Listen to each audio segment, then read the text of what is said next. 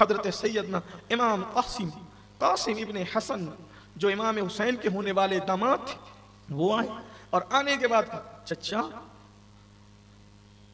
میں بھی کربلا کے میدان میں جانا چاہتا ہوں. سب گئے، خیمے خالی ہو گئے، خیمے سونے ہو گئے چچا، اب کوئی بچہ نہیں، میں جانا چاہتا ہوں. امام نے دیکھ کر کے کہا میرے بھیا کی آخری نشانی تم کیسے جا رہے؟ تمہارا دوسرا بھائی تو چھوٹا ہے، چھوٹے کا مستقبل کس نے دیکھا؟ تم میرے بھائی کی جوان آخری نشانی ہو، تم نے نہیں جانا، میں تمہیں جانے نہیں دوں گا. بڑی محبت تھی دونوں بھائیوں میں. قاسم تم نہیں جا سکتے. حضرت سیدہ سکینہ سے ان کی نسبت طے تھی. کربلا میں شادی کی روایت غلط ہے، صرف نسبت طے تھی بس. بہرحال امام قاسم نے جب سنا کہ چچا نے نہیں کہا، پہلی بار نہیں کہا تھا نا، پہلی بار آئے پھوپھی سے لپٹ گئے، پھوپھی اماں آج قاسم یتیم ہو گیا ہے. توجہ کریں، الفاظ دیکھیں، پھوپھی اماں آج قاسم یتیم ہو گیا ہے. پھوپھی نے سینے سے لگایا، کہا بیٹے ایسا کیوں کہہ رہے؟ کہا امی، پھوپھی ماں جس دن سے میرے بابا حسن شہید ہوئے آج تک جو ضد کی، جو ہٹ کی، میں نے کبھی نہ نہیں سنا. آج میں نہ سن رہا ہوں. اگر میرے بابا حسن ہوتے تو آج مجھے نہ کہتے.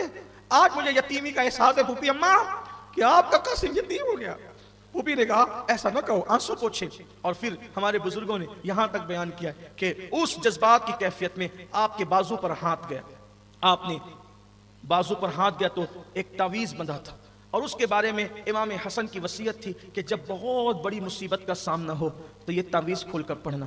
امام قاسم کو باپ کی شہادت کے بعد سے آج تک امام حسین نے اتنا پیار دیا تھا کہ کبھی مصیبت کا دن ہی نہیں، سارے مصیبت خود اٹھاتے تھے، بھتیجے کو کبھی سامنا مصیبت کا کرنے نہ دیا. آج کہا آج مصیبت ہے، آج مصیبت ہے.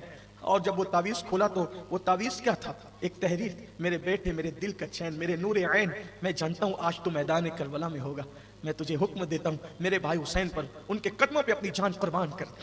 جیسی تحریر لی آئے، اب بھی آپ مجھے روکیں گے؟ یہ میرے ابا مجھے شہادت کی ضمانت دے گئے. امام نے لیا، بہت روئے، بھائی کی تحریر پڑھ کے روئے. کیا محبتیں تھی. بالآخر امام قاسم کو اجازت دی. جب امام قاسم جا رہے تھے، امام حسن کی بیوی جو امام قاسم کی امی تھی، کان میں کہا بیٹا جا، اور جا کر کے شجاعت کے جوہر دکھانا. لوگ تانا دیتے ہیں کہ حسن کو جنگ کرنا نہیں آتی تھی. جا اور جا کر بتا دے کہ تو حسن کا خون ہے، کہ تو اتنا بہادر ہے تو حسن کتنے بہادر ہوں گے. امام قاسم، ان کی عمر 19 سال بتائی جاتی ہے. 19 سال کے جوان تھے، بہت خوبصورت تھے. مورخ لکھتے ہیں کہ امام قاسم جب میدان میں آئے تھے تو آپ کے حسن سے کربلا کے ذرے چمکائے تھے.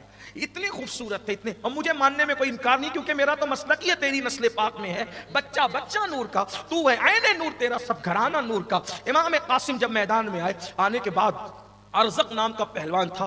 شمر نے کہا، ابن سعد نے کہا ارزق اس سے تو مقابلہ کر، یہ حسن کا بیٹا، یہ بڑے بہادر لوگ ہیں. ارزق نے کہا میں بچوں سے مقابلہ نہیں کرتا. اور جب اس نے کہا میں بچوں سے مقابلہ نہیں کرتا تو اس نے اپنا ایک بیٹا بھیجا. امام قاسم نے ایک بار میں 2 ٹکڑے کیے. دوسرا بیٹا بھیجا، ایک بار میں 2 ٹکڑے کیے. تیسرا بیٹا بھیجا، ایک بار میں 2 ٹکڑے. اس کے 4 بیٹوں کے جب وہ ٹکڑے کر کے جہنم میں پہنچایا. ارزق یہ منظر دیکھ کر جھلایا اور وہ خود میدان میں آیا. اور اس کے بعد اس کے بھی آپ نے 2 ٹکڑے فرمائے. پھر اس کے بعد عمر سعد نے اور شمر نے کہا کہ یہ حسن کا بیٹا علی کا پوتا ہے، ایک ایک کر کے جاؤ گے تو پورا لشکر ختم ہو جائے گا. اللہ اکبر. اگر جانا ہے تو ایک ساتھ جاؤ. 2000 فوجیوں کو ایک ساتھ امام قاسم کے مقابلے میں بھیجا. حضرت سیدنا امام قاسم کو 2000 لوگوں نے گھیر لیا، اور گھیرنے کے بعد آپ کے سینے میں ایسا جو ہے وہ نیزہ چبھویا اور نیزہ ڈالا کہ امام حسن کا وہ چاند سا لاڈلا شہزادہ زمین پہ آیا. یا اماہ ادرکنی، اے میرے چچا میری خبر لیجئے، میری مدد کیجئے. گرد و غبار اڑا ہوا تھا. امام قاسم کی طرف جیسے امام گھوڑا دوڑاتے ہوئے بڑھے تو اللہ اکبر، حضرت سیدنا امام قاسم جو ہے وہ گرد و غبار میں اٹے تھے اور شہید کیے جا چکے تھے. اور آپ کی شہادت کے بعد آپ کے جسم کو گھوڑوں کی ٹاپوں سے رون دیا گیا تھا. امام حسین چومتے ہیں اپنے شہزادے حضرت قاسم کو اور کہتے ہیں میرے بھتیجے، میرے لال، افسوس کہ میں تیرے پاس آنے میں مجھے دیر ہو گئی. اور امام علی مقام آپ کو سینے سے لگا کر آپ کا لاشا لاتے ہیں.